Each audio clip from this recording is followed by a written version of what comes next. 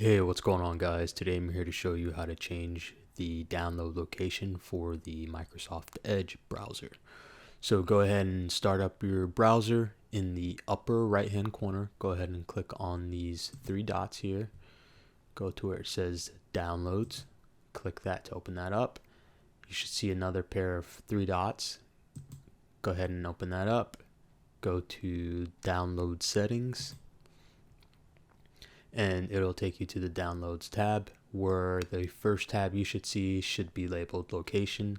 Simply click on that to open that up, and this is where you just select a new location. I'm going to select desktop for the purpose of the video.